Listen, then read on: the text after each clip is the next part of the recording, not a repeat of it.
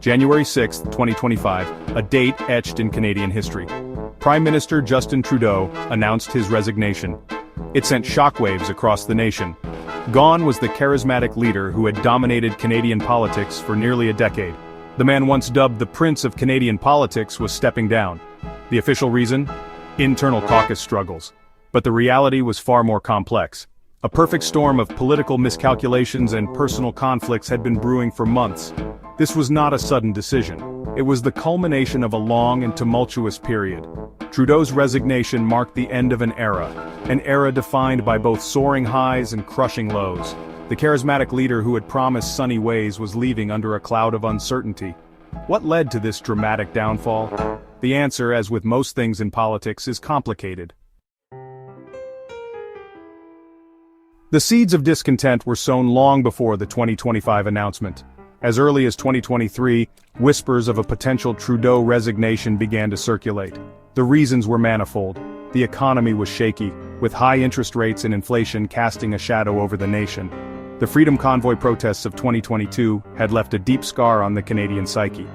Trudeau's handling of the crisis was widely criticized. Adding fuel to the fire were national security leaks concerning foreign electoral interference. The weight of these challenges was taking its toll. Trudeau, however, persevered. A visit from U.S. President Joe Biden seemed to bolster his resolve. He convinced himself that he was the best person to lead the Liberal Party into the next election. He believed he was the only one who could defeat the rising conservative tide led by Pierre Poilievre. But the challenges facing Trudeau extended beyond the public sphere. Within the Liberal Party itself, tensions were simmering. The relationship between Trudeau and his finance minister, Chrystia Freeland, had become increasingly strained. Freeland, a formidable politician in her own right, was seen by many as a potential successor to Trudeau. However, cracks began to appear in their once solid partnership. Leaks in 2024 suggested Trudeau had doubts about Freeland's communication skills. Rumors spread that he had even considered offering the finance portfolio to Mark Carney, the former governor of the Bank of England. These rumors, whether true or not, had a damaging effect. The relationship between Trudeau and Freeland became increasingly strained. It was a power struggle playing out on the national stage, with the future of the Liberal Party hanging in the balance. The tension between Trudeau and Freeland was not merely about personalities. They had fundamental disagreements on economic policy. The 2024 fall economic statement proved to be a major point of contention. Freeland, a fiscal conservative, prioritized maintaining a declining debt-to-GDP ratio despite a $60 billion deficit.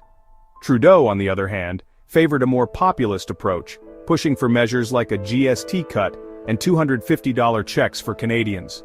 The two were locked in a battle for the soul of the Liberal Party's economic agenda. The final straw came in December 2024. During a tense video call, Trudeau informed Freeland that he was replacing her as finance minister with Mark Carney. Freeland, feeling betrayed and undermined, refused to cooperate.